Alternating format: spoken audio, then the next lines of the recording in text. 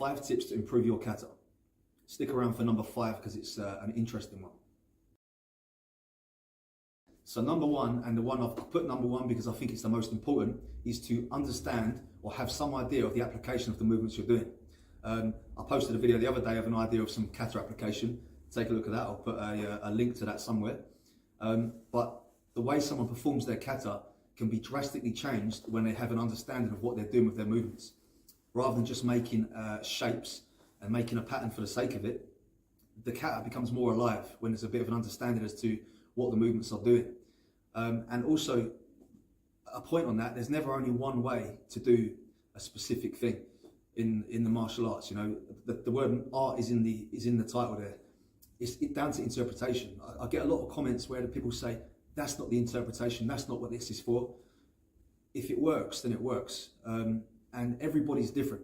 You know, someone might be taller, shorter, heavier, lighter. Different things will work for different people. And some things won't work for some that will work for others. So make the kata work for you and adapt to that.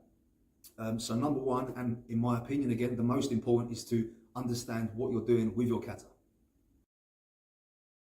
Okay, number 2 is to slow down. People rush through their kata all the time and they're skipping important detail in the kata for a start. This goes back to the previous point of understanding the application as well. If we slow down, we can tell the story more in the kata really, rather than just rushing through to the end. I see it all the time, people trying to get from the start to the end as quick as they can. And this could be because they don't fully understand or know the kata, so they're kind of trying to rush bits to get through. But if we slow down and allow the natural rhythm of the kata to take place, the kata's improved immensely. And again, it just goes back to the previous point of understanding the application. Once we understand the application, we can understand how the moves go together in terms of pacing, rhythm, and which sections may kind of go together and be separate from others. So slow down your kata. Number 3, break your movements down into smaller sections, or break your katas down into smaller sections. I used to just run through katas from the beginning to the end. You know, every kata I knew, I used to just go from the beginning to the end when I was younger and use that as an exercise. But really, this just ends up being a cardiovascular workout. What I've kind of learned to do really with my time in karate is to take parts of the kata out, kind of polish them up, and then put them back into the kata with an improved package. This is something people criticize competition karate a lot, but competing at the top level in kata has taught me to specialize and break things down and improve them specifically. You know, you're not going to improve your mistakes if you're just doing the kata all the way through from beginning to the end all the time. Because what happens is you're just compounding mistakes. You know, take a section from it that needs improving, work on that, put it back into the kata. Number 4 is to watch videos, do some research. I've got some kata videos on this channel. Take a look at those if you are interested. But just watch people doing the kata as you're training. You know, you get ideas from there about how to perform it. Maybe you don't fully know the kata in the first place, and sometimes that can help you to sort of address certain points you're a little bit unsure of. You can also get ideas from that. You know, some of the videos, again, like I said earlier, my videos have got some application in there as well. That can help to give you a better understanding of what you're doing. So do some research, do your homework outside of the dojo.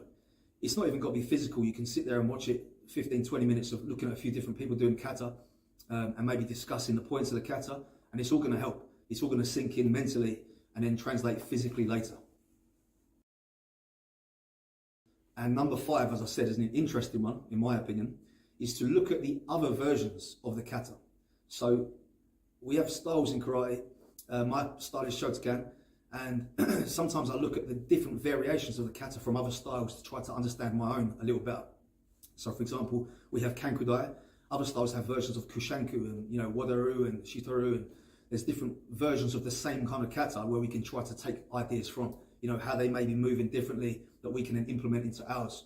And some of the versions are like older versions that we can see where they've originated from and then kind of take the ideas there, because things get lost on the way over time.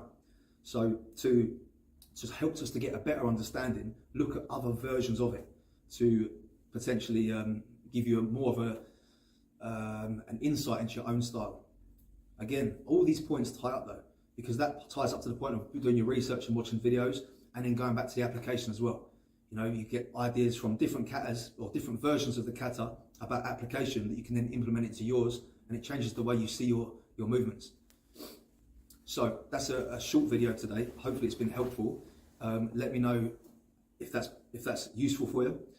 Share it with people that who may find it useful also. And let me know again what you'd like to see in these videos. There'll be more kata application coming, more sparring techniques, and more just general karate training techniques coming. So keep watching. Thank you very much.